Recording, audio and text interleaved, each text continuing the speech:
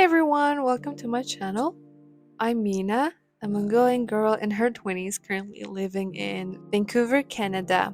Today I will be talking about my first impressions of coming to Canada, but I also want to talk about my first impressions of stepping into United States and in Italy because all three of these places, United States, Italy, Canada, have been playing a significant role in my life, and these are the places that I tried living at some point, and I just want to compare it and talk about it in this video.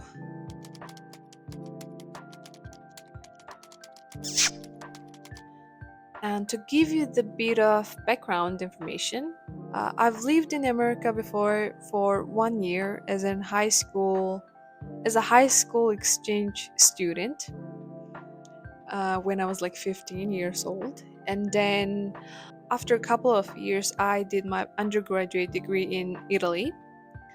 And now I'm living and working in Vancouver, Canada.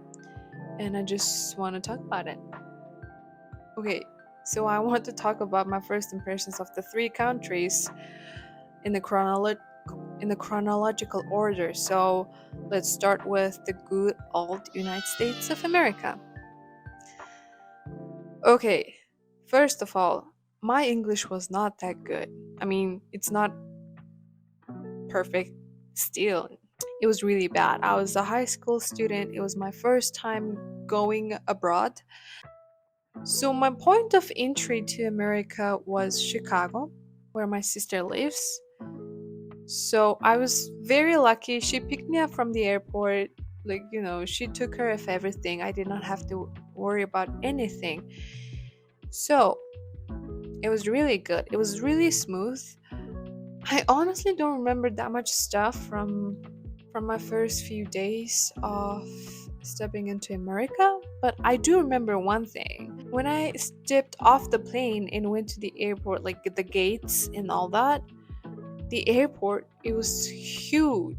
It was just enormous. And then I met my sister, went to her place and all of that, and we get to eat the dinner. The spoon was big. But then I realized everything in America was just so big. Plates, the foods, everything was just enormous. That's it. That's my first impression of stepping in America. All right, next up, Italy. Italy was in a whole different level.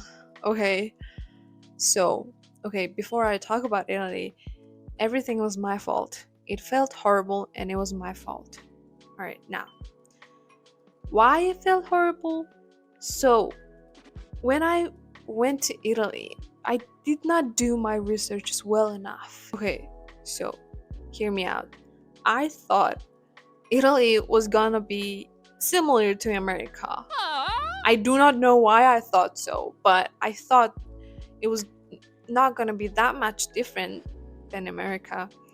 And then I stepped into Bologna and I see nothing like it. I see nothing like America. There was no modern buildings. There were no tall buildings. It was all ancient centuries old architecture and cobblestone streets. It was so different. I felt like I stepped back in time, literally. And on top of that, no one spoke English. And I was so, like, almost no one spoke English. And it was just so odd. I did not expect that. But that was my fault. I should have Googled it. But then, before I went to Italy, obviously, I booked my place to live. I rented a dormitory. I paid everything and all that. So I went to my dormitory around like 6 or 7 p.m. I just took a bus and went straight to my dormitory. The dormitory's office, or the registration office, or the dormitory's reception, was closed for the day and for the weekend. It was Friday night. And now I had to spend Friday evening, Saturday evening, and Sunday evening in God knows where. I felt horrible and I hated Italians. Like, I hated the dormitory receptionist or like the registration office for not telling me that it was closed, that it closes at 5 p.m. and closes over the weekend too. If they have let me know that, I could have thought about other ways, like, but they didn't give me the notice and it was just so irresponsible. I still think it was their fault for not telling me that it was closed. Okay, so my first impression of Italy was like, oh my gosh, why are they not responsible? And I was like, who's accountable for it? And apparently no one is. I'm sorry, I love Italy now, but my first impressions were horrible. And then there's Vancouver, Canada. I thought, okay, so, well, everyone thinks Canada in America is similar. I do not know why, but I also thought Vancouver was going to be like Chicago. It was just the hustling, bustling city of Canada, and I was expecting it to be like Chicago, but it was not. I was expecting skyscrapers or big cities where it's like very busy. But it wasn't. I was so tired. I don't think I've actually wandered around that day, the first day. I just stepped outside to grab a dinner and then went straight to bed. But then the next day, I strolled down the downtown, just walking around. It felt so small. It was nice in a way that I was able to see the mountains or the oceans from a walking distance, or like from my standing point of view. So that's very nice. That was so different than any other places that I've visited so far. Okay, now let's get real for a moment. Moving to a new country or even just a new city is going to be tough. Your first impressions of stepping into a new country or a new city is probably not gonna be pretty.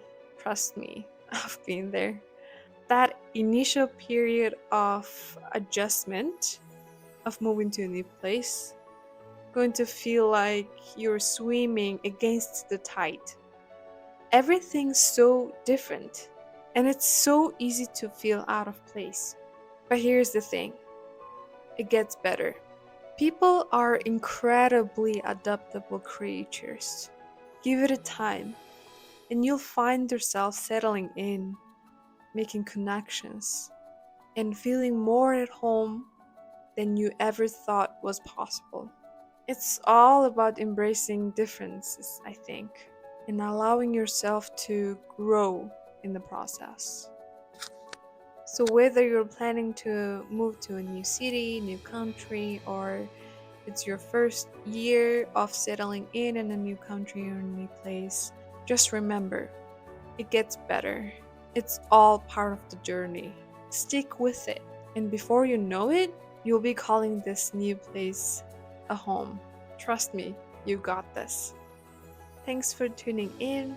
Until next time, take care and stay curious. Bye bye.